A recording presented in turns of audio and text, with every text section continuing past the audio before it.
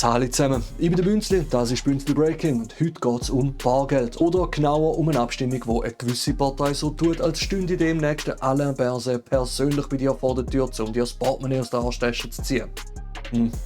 Also, ich glaube, einige freuen sich sicherlich darauf, mal wieder unterhalb der Gürtellinie angelangt zu werden. Ja, zum ehrlich sein, abgesehen von Aluhut-Verschwörungsglauben, haben wir keinerlei Grundlage für die Panik gefunden. Da ändert sich faktisch nichts, egal ob es angenommen oder abgelehnt wird. Übrigens, wir arbeiten uns wöchentlich durch den Misthaufen von Schweizer Politik und Medienlandschaft. Wenn du also ein bisschen besser informiert sein willst, lass ein Abo da. Klick einen von diesen zwei piktografisch dargestellten Daumen und schreib in die Kommentare, wie ich das Info sonst noch gestalten soll, damit ich nicht jedes Mal 20 Minuten unter der Dusche hocken muss, bis mir etwas einfällt. Also, Bargeldinitiative. Gögi, dort ist das Intro.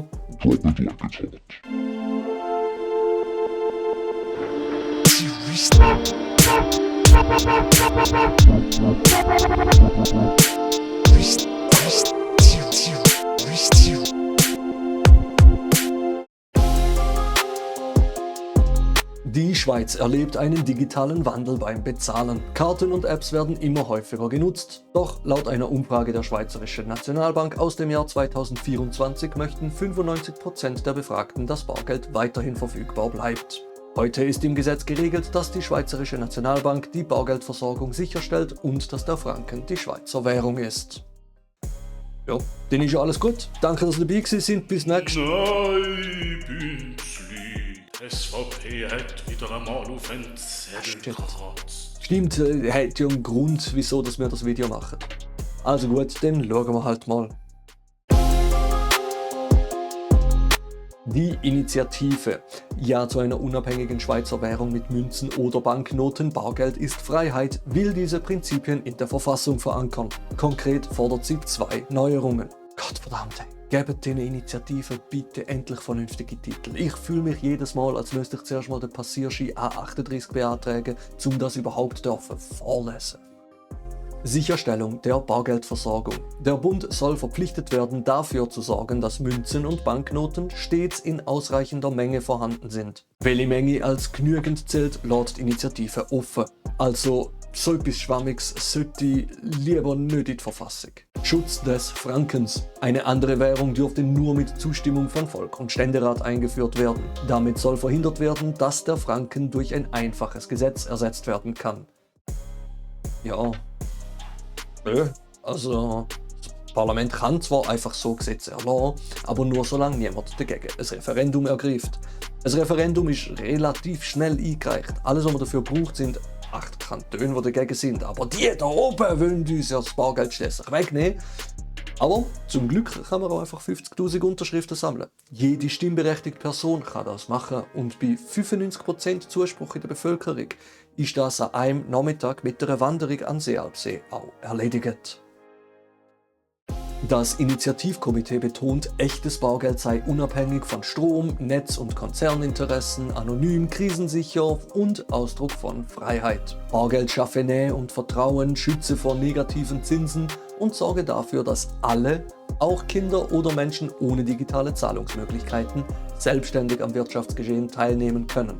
Aus Sicht des Komitees ist nur die Initiative verfassungsrechtlich stark genug, um Münzen und Noten langfristig zu sichern.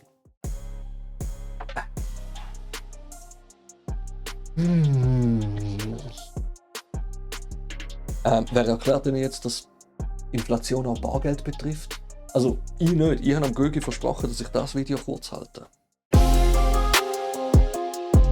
Bundesrat und Parlament erkennen die Anliegen der Initiative an, lehnen aber deren Formulierungen als ungeeignet ab. Sie schlagen einen direkten Gegenentwurf vor, der ebenfalls die Bargeldversorgung und den Franken in der Verfassung verankert. Der Unterschied liegt in der Wortwahl. Der Gegenentwurf übernimmt weitgehend den Wortwahl der geltenden Gesetze. Er hält fest, dass die Schweizerische Nationalbank und nicht der Bund die Versorgung mit Bargeld gewährleistet und dass der Franken die schweizerische Währung ist. Es wird bewusst darauf verzichtet, zusätzliche Bestimmungen etwa zur zwingenden Volksabstimmung bei einer Währungsänderung aufzunehmen, da die Verfassung sowieso nur mit Volks- und Ständemehr geändert werden kann. Bundesrat und Parlament betonen, dass der Gegenentwurf die rechtliche Stellung von Bargeld stärkt, ohne die Rechtsordnung unnötig zu komplizieren. Die Bestimmungen sind erprobt, eindeutig und in der Praxis bewährt. Also ändert sich für uns faktisch nichts. Cool, ziemlich on-brand für die SVP-Politik. Wenn man es nicht schlechter macht, dann halt gar nichts. Sowohl die Initiative als auch der Gegenentwurf hätten hauptsächlich symbolische Wirkung. Da die SNB bereits für die Bargeldversorgung zuständig ist und der Franken im Gesetz verankert ist, entstünden keine neuen Aufgaben oder zusätzlichen Kosten. Weder würde ein Recht geschaffen, überall mit Bargeld zu bezahlen, noch würde ein Annahmezwang entstehen. Beide Vorlagen sorgen lediglich dafür, dass zukünftige Änderungen an der Bargeldversorgung oder an der Währung nur mit einer Volksabstimmung möglich wären. Ja gut, da können wir uns Debatten, Haltungen und Abstimmungsfragen auch schenken. Ich möchte mich im Namen von Bünzli Breaking dafür entschuldigen, eure Zeit hier verschwendet zu haben. Ja, ey, nein, ernsthaft, was mache ich da eigentlich? Für was, wieso, was soll der Dreck? Ey, da, Mann, macht euren Scheiß allein. Komm schon, Bünzli. Die ganze Schweiz ist auf dein Fazit angewiesen.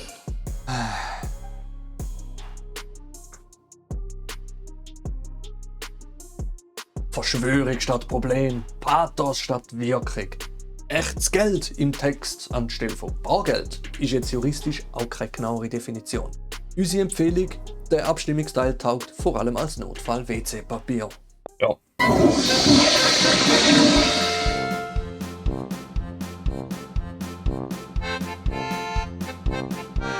Grüezi wohl, ich habe ein neues Mikrofon und so. Jetzt, ich muss ja gar nicht mehr weiter scrollen. Mega geil, der Teleprompter macht da voll selber. Und auch wenn ich Fehler mache, kann ich nicht mehr spezifisch im Skript umswitchen. Verfassung. Und dann jetzt ist... So, sonst, schon öfters da. Bald in der Schweiz.